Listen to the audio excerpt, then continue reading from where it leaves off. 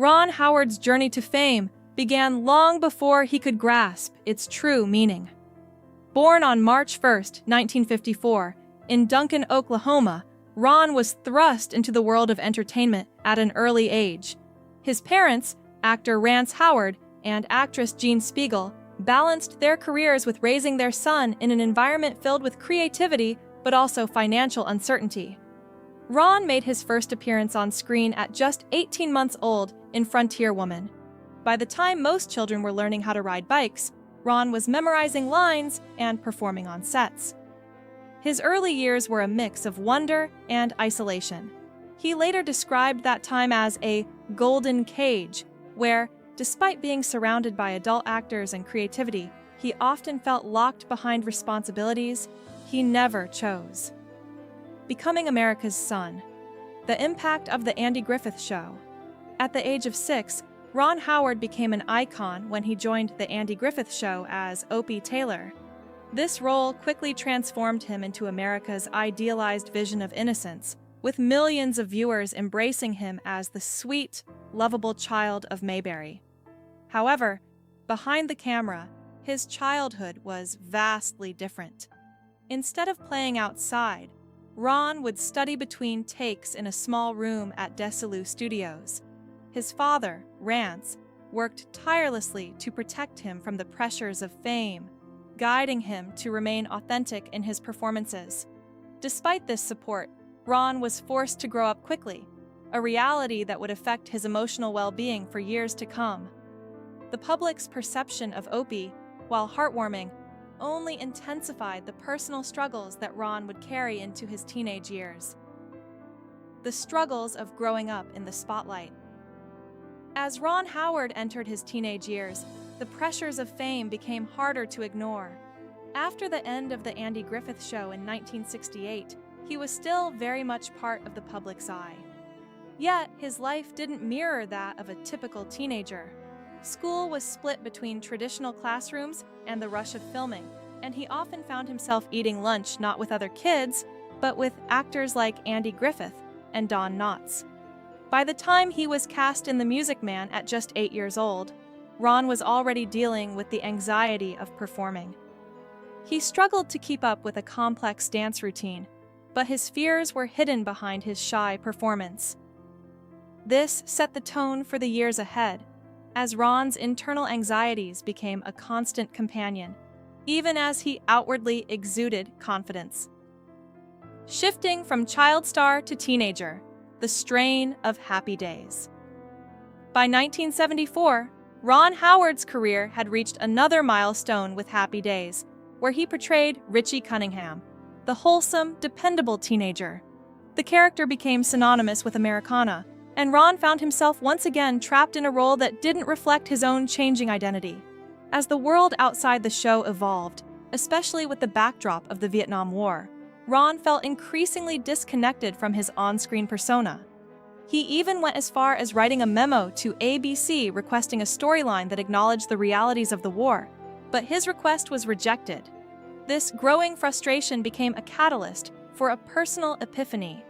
If he wanted to find his own voice and escape the confines of acting, he needed to step behind the camera and direct. That realization marked the beginning of a transformative chapter in his career.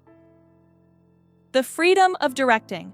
Ron Howard's escape to creative control.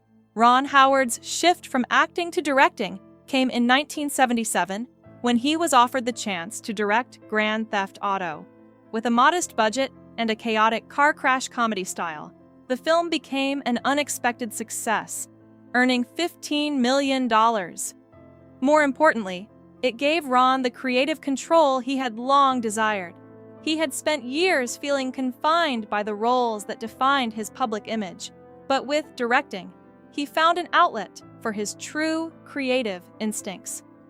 The success of Grand Theft Auto marked the beginning of a new chapter in Ron's career. His subsequent films, including Night Shift, Splash, and Cocoon, expanded his reputation as a director.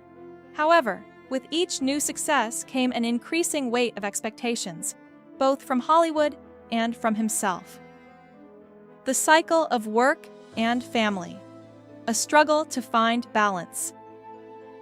Ron Howard's battle with work-life balance continued throughout his career. In 2005, while working on the reshoots for Cinderella Man, he found himself slipping back into the same pattern of overwork that had cost him so much in the past.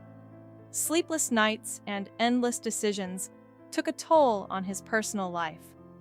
Once again, he returned home to a family that had changed while he was gone. He recognized that his obsession with success and the pressure to always exceed expectations had caused him to neglect the most important relationships in his life. In the years that followed, Ron took steps to prioritize his family over his career. He turned down long-term projects and allowed his company, Imagine Entertainment, to run more independently so he could spend more time at home. This shift was a testament to his realization that the most valuable moments were the ones spent with loved ones. The battle with his brother, a shared journey. Among the most important relationships in Ron Howard's life was his bond with his younger brother, Clint Howard.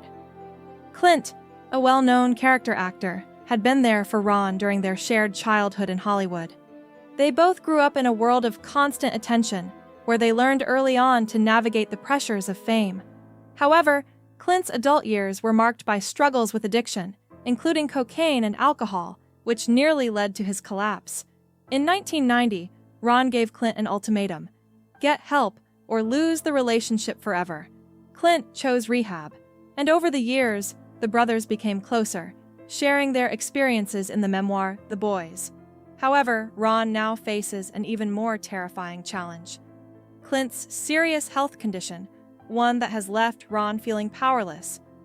For the first time, he admits to the fear of losing his brother, the person who had always understood him in ways no one else could. Facing his own fragility. Ron Howard's reflection on life and legacy.